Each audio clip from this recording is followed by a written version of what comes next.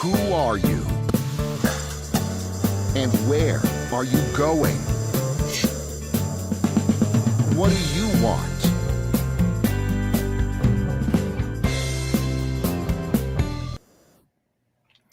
Hello, and welcome to the Way to Wow Show's special edition for Veterans Day. I'm your host, Kevin Bemel, and the special editions come when there's a holiday of import for us as Americans. Today, as I once discussed on, I believe it was Business Lessons from the Military, is one of three holidays that commemorate or mark the service of people who have been in the military. There is Armed Forces Day, which celebrates those people who are actively serving. There is Memorial Day, which commemorates those who died while serving in the American military. And there is Veterans Day today, which is today, the 11th of November each year. And Veterans Day celebrates those who served in the military, but were fortunate enough not to die. So, for example, I'm a military veteran. And for today's show, first of all, I'm going to go through a little bit of the history of Veterans Day so you can understand what it's all about. And then I'm going to be reading a speech that Ronald Reagan gave at Pointe in commemoration of D-Day. So first of all, Veterans Day basically dates back to the First World War. It was originally known as Armistice Day. So the armistice ending World War I happened at the 11th hour, i.e. 11 a.m. on November 11th. So the 11th month, the 11th day at the 11th hour in 1918. And hostilities ceased. And at the time, World War I was not known as World War I because it was the only world war. It was known as the Great War. And so Armistice Day was created to honor those who had fought in the Great War, in what became the First World War. So Armistice Day became a national holiday in 1938 when Congress passed a resolution making it so. And its focus was honoring veterans of World War I. And it was a day dedicated to promoting world peace. So I think there's this idea around that people who serve in the military are somehow all militaristic. That is, in my experience, the absolute farthest from the truth. It's much harder to be militaristic when you and your colleagues may be the ones called upon to go into combat, to be wounded or killed in the line of duty. And so most people, certainly the vast majority of people in the military, their reason for being in the military is to provide a strong deterrence to war and to military action on the part of America's geopolitical competitors. But most of us have no desire to go to war. We would much rather stay in garrison and train. Or I know when I was on deployment, we had a very difficult deployment. But talking to some of my colleagues who'd been on deployments before, they remembered fondly the days when a U.S. ship would do what was called a Westpac, a Western Pacific deployment. And every few days they would pull into a new port and visit, the sites there, several in Japan and Hong Kong, Phuket, I think they even called in Calcutta, places in Australia, and it was like in some ways going on a cruise, a real cruise as opposed to a military cruise. They much preferred that to the kind of deployment we were on, where we were running flight operations almost continuously and dealing with either humanitarian assistance. We were the first ship on the scene after the earthquake and tsunami in Japan in 2011, or actual military operations training, or even worse, we conducted operations to look for a sailor who had fallen overboard off of another ship, and one of the saddest duties we had to do. So I would say that the typical person in the military is much more desirous of peace than they are of war, but they understand that, as was the slogan of our ship, the USS Ronald Reagan, peace comes through strength, not through weakness. So in 1954, after World War II and the Korean War, the holiday was expanded to honor all veterans of all wars, not just World War One. And in doing so, at the time, Dwight Eisenhower was president, the name of the holiday was officially changed to Veterans Day. And so, beginning on November 11th, of 1954, the practice of honoring veterans of all American war, or all wars in which America has been a participant, started. And so that has been the case now. This is the 70th Veterans Day, even though the holiday dates back over 100 years. So between 1968 and 1975, the Uniform Holiday Bill was passed, and well, that law was passed in 1968, and the idea was to create more 3-day weekends for federal employees. Now, with all due respect to federal employees, and I remember when this law changed, I was 8 years old at the time, and they created something called President's Day instead of Washington and Lincoln's birthday. And I really thought that that was not the right thing to do.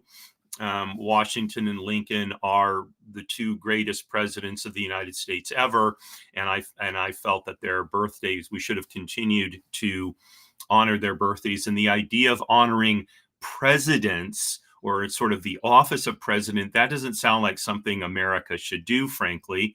And in fact, not all presidents were necessarily good, and certainly not all presidents achieve the kind of things that Washington and Lincoln did. And so in 1974, Veterans Day was moved to the fourth Monday in November. However, that proved very unpopular with the American people, and so it was in 1975, under President Gerald Ford, that the original date of November 11th was restored, beginning in 1978, and to restore the tradition, to honor the tradition, and again to tie Veterans Day to its historic preceder, I guess, yeah, Armistice Day. And so since 1978, Veterans Day has been celebrated on November 11th. And it is a federal holiday. Interestingly enough, the Wall Street Journal was delivered today, which must mean that the stock market was open today, which I'm surprised, because I believe it is a bank holiday as well. But in any event, I know I've been receiving messages. I received a message from one of my colleagues, Renee Lawson, with whom I served at the SEAL team, congratulations, brother, on Veterans Day, and a very good friend of mine, Bill Gross, called me yesterday in case we weren't able to connect today to thank me for my service. That was very nice of Bill to do that. I know he appreciates it. He says so often, from my perspective, aside from the parades and such that often happen on Veterans Day, it's the personal expressions from my my military colleagues and from my fellow citizens I know that mean the most to me. While I often tell people, when I talk about my military service, I tell people I did it because I feel I was obligated to do so after what happened on September 11th. The way I rather pointedly describe it is, at the time I was living in Beverly Hills, a very comfortable life, and the thought of young people getting their backsides shot off so that I could maintain my liberty just didn't sit well with me, and so that's why I eventually joined not eventually, in 2006, joined the Navy. But again, I think these personal expressions, I suspect, mean the most to veterans. So if you know a veteran, reach out to him or her and just wish them a meaningful Veterans Day, and I'm sure they will very greatly appreciate your doing that. And it's fine to post things on social media. I saw what was it? I don't know. On Instagram this morning, I saw a number of postings. Happy Veterans Day. A couple were from businesses. A couple were from friends of mine. Those are very nice to do too. But I know for myself, I like a rather understated recognition of those things. So in honor of Veterans Day, as I mentioned at the beginning, I'm going to read Ronald Reagan's remarks at the ceremony commemorating the 40th anniversary of the Normandy invasion, otherwise known as D-Day, at Pointe du Hoc in France. D-Day was, of course, on the 6th of June, 1944. And he was at Pointe de Hoc in 1984 on June 6th. And President Reagan's purpose was to explain the significance of the battle, to put it in its historical context. And there were many veterans on hand when he gave the speech. And although the speech is a tribute to those both who survived the battle and those who fell, and so you could say it might be more appropriate for Memorial Day, I think it's, while President Reagan certainly wanted to honor the dead, I think he had a bigger message, and that was, as he rebuilt his policy of peace through strength, to bring back a respect for the military. Because of the Vietnam War, the military had fallen in the eyes of many Americans, and President Reagan was instrumental in recrafting how people in this country looked at the military. I've told many, especially young service members, how fortunate we are who served during a time when the vast majority, the overwhelming majority of our fellow citizens have a very high level of respect for the military. Because I remember as a child that was not the case, again, as a result of the Vietnam War. And so among the themes that President Reagan developed were heroism and sacrifice, which were both demonstrated to a huge degree during D-Day, and in particular by the Rangers, whose assignment it was to scale the cliffs at Pointe and take out the guns that were up there. But he had other themes. Unity and liberty were his themes. Unity among the Allied forces who landed on D-Day, which included not only the United States, Canada, and Great Britain, but there were French, Polish soldiers and from many Allied nations. I believe there was a total of 40 in all. I could be wrong on that number. But this, of course, 1984, the Cold War was still going on, although it would end about 5 years later. But President Reagan also wanted to rally our allies to continue the Cold War fight, to defend freedom, and to keep pressing, to keep pressure, I should say, on the Soviet Union. And finally, the other theme of his speech was the legacy and responsibility that each generation of Americans has to future generations. We do not live in a vacuum. It is not the case that we can be selfish and only care about what happens in our country now. And typically that was not the case for Americans. Typically Americans were always looking to how do we make our country better for the next generation. And that was another very powerful theme of President Reagan's Pointe speech.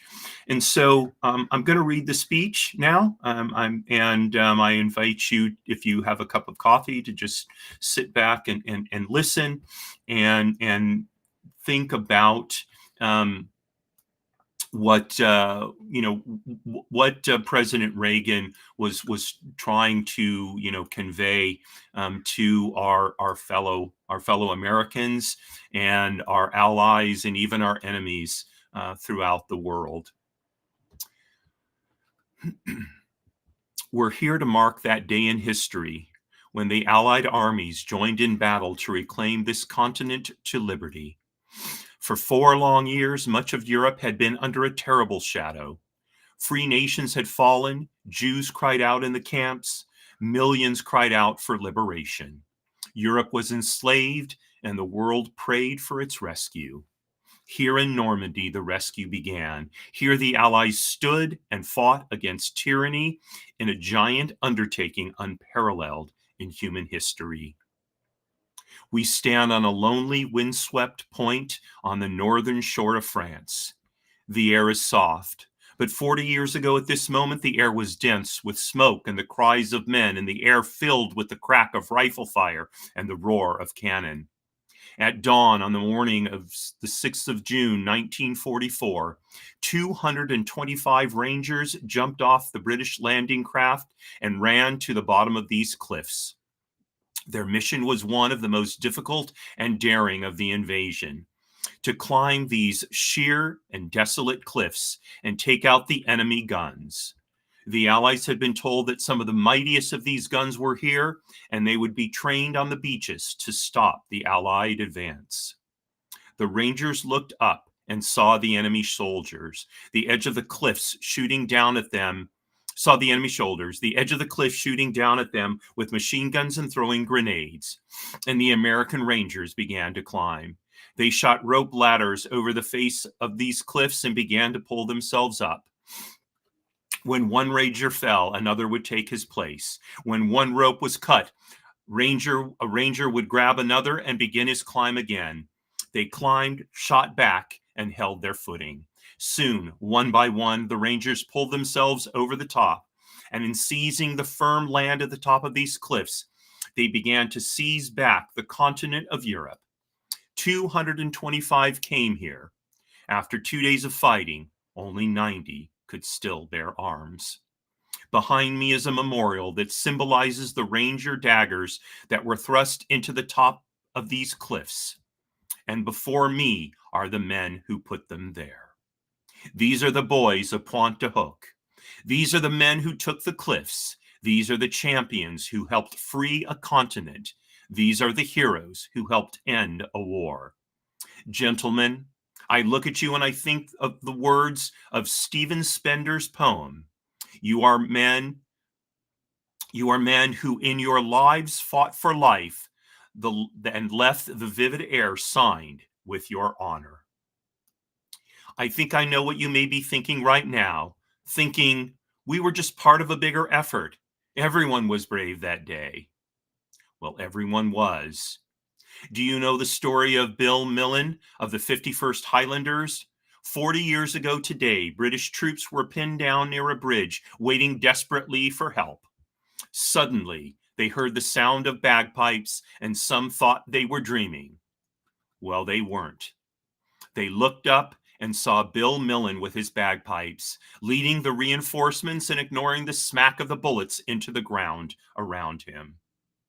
Lord Lovat was with him, Lord Lovat of Scotland, who calmly announced when he got to the bridge, "Sorry, I'm a few minutes late," as if he'd been delayed by a traffic jam, when in truth he'd just come from the bloody fighting on Sword Beach, which he and his men had just taken. There were the impossible valor of the Poles, who threw themselves between the enemy and the rest of Europe as the invasion took hold, and the unsurpassed courage of the Canadians, who had already seen the horrors of war on this coast. They knew what awaited them there, but they would not be deterred, and once they hit Juno Beach, they never looked back. All of these men were part of a roll call of honor with names that spoke of a pride as bright as the colors they bore. The Royal Winnipeg Rifles, Poland's 24th Lancers, the Royal Scot Fusiliers, the Screaming Eagles, the Yeomen of England's armored divisions, the Force of Free French, the Coast Guard's Matchbox Fleet, and you, the American Rangers. 40 summers have passed since the battle that you fought here. You were young the day you took these cliffs. Some of you were hardly more than boys, with the deepest joys of life before you. Yet you risked everything here. Why? Why did you do it? What impelled you to put aside the instinct for self-preservation and risk your lives to take these cliffs? What inspired all the men of the armies that met here? We look at you, and somehow we know the answer. It was faith and belief. It was loyalty and love. The men of Normandy had faith that what they were doing was right, faith that they fought for all humanity, faith that a just God would grant them mercy on this beachhead or the next. It was the deep knowledge, and pray God we have not lost it, that there is a profound moral difference between the use of force for liberation and the use of force for conquest. You were here to liberate, not to conquer, and so you and those others did not doubt your cause, and you were right not to doubt. You all knew that some things are worth dying for. One's country is worth dying for, and democracy is worth dying for, because it's the most deeply honorable form of government ever devised by man. All of you loved liberty.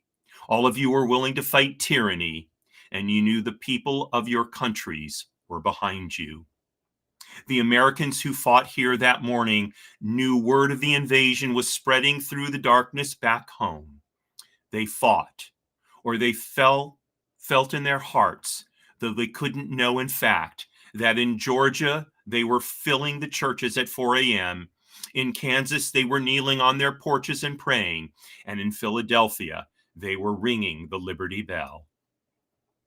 Something else helped the men of D-Day, their rock-hard belief that Providence would have a great hand in the events that would unfold here, that God was an ally in this great cause. And so the night before the invasion, when Colonel Wolverton asked his parachute troops to kneel with him in prayer, he told them, "Do not bow your heads, but look up so you can see God and ask his blessing in what we're about to do. Also that night, General Matthew Ridgway on his cot, listening in the darkness for the promise God made to Joshua, I will not fail thee nor forsake thee. These are the things that impelled them. These are the things that shaped the unity of the Allies. When the war was over, there were lives to be rebuilt and governments to be returned to the people. There were nations to be reborn. Above all, there was a new peace to be assured. These were huge and daunting tasks. But the Allies summoned strength from the faith, belief, loyalty, and love of those who fell here. They rebuilt a new Europe together. There was first a great reconciliation among those who had been enemies, all of whom had suffered so greatly. The United States did its part, creating the Marshall Plan to help rebuild our allies and our former enemies.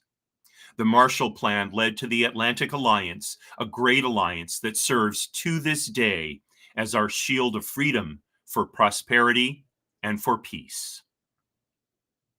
In spite of our great efforts and successes, not all that followed the end of the war was happy or planned. Some liberated countries were lost. The great sadness of this loss echoes down to our own time in the streets of Warsaw, Prague, and East Berlin. Soviet troops that came to the center of this continent did not leave when peace came. They're still there, uninvited, unwanted, unyielding, almost 40 years after the war. Because of this, Allied forces still stand on this continent. Today, as 40 years ago, our armies are here for only one purpose: to protect and defend democracy. The only territories we hold are memorials like this one and graveyards where our heroes rest. We in America have learned bitter lessons from 2 world wars. It is better to be here ready to protect the peace than to take blind shelter across the sea, rushing to respond only after freedom is lost. We've learned that isolationism never was and never will be an acceptable response to tyrannical governments with an expansionist intent. But we try always to be prepared for peace, prepared to deter aggression, prepared to negotiate the reduction of arms, and yes, prepared to reach out again in the spirit of reconciliation. In truth, there is no reconciliation we would welcome more than a reconciliation with the Soviet Union, so that together we can lessen the risks of war now and forever. It's fitting to remember here the great losses also suffered by the Russian people during World War II. 20 million perished, a terrible price that testifies to all the world the necessity of ending war. I tell you from my heart that we in the United States do not want war. We want to wipe from the face of the earth the terrible weapons that man now has in his hands. And I tell you, we are ready to seize that beachhead. We look for some sign from the Soviet Union that they are willing to move forward, that they share our desire and love for peace, and that they will give up the ways of conquest. There must be a changing there that will allow us to turn our hope into action. We will pray forever that someday that changing will come. But for now, particularly today, it is good and fitting to renew our commitment to each other, to our freedom, and to the alliance that protects it. We are bound today by what bound us 40 years ago, the same loyalties, traditions, and beliefs. We're bound by reality. The strength of America's allies is vital to the United States, and the American security guarantee is essential to the continued freedom of Europe's democracies. We were with you then. We are with you now. Your hopes are our hopes, and your destiny is our destiny. Here, in this place where the West held together, let us make a vow to our dead. Let us show them by our actions that we understand what they died for. Let our actions say to them the words for which Matthew Ridgway listened. I will not fail thee, nor forsake thee. Strengthened by their courage, heartened by their value and valor, and borne by their memory, let us continue to stand for the ideals for which they lived and died. Thank you very much, and God bless you all.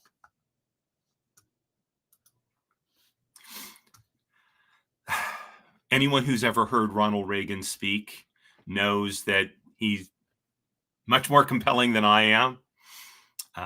But I think that, like I do on these special editions, to hear words, not to tell us, but to remind us about the most important things in life, something that we need to do to renew ourselves and to make these holidays, commemorative days, meaningful. So I thank you so much for joining me today, November 11th, 2024. To all of my military colleagues who are out there, shipmates, all, I wish you the most happy and meaningful Veterans Day. I thank you very deeply for being my colleagues in arms. And I wish you, use the Hebrew word shalom, which is typically translated as peace, but what it really means is wholeness. Those of us who served, especially who were deployed, spent time away from our families, time away from our loved ones, and in some ways had our lives wrenched apart. Many of us struggle to put our lives back together. And so it is in the hope that you have gained shalom, gained wholeness, that I wish this for you. And for those of you still engaged in that struggle, my prayer is that soon, very soon, you will gain shalom. You will gain the peace that comes through wholeness once again. So I wish you a wonderful rest of the day and look forward to seeing you at the other shows later this week. Signing off to my dear Marie, who was always so proud of my military service. You are my belle, darling. Courage at all times, my friend.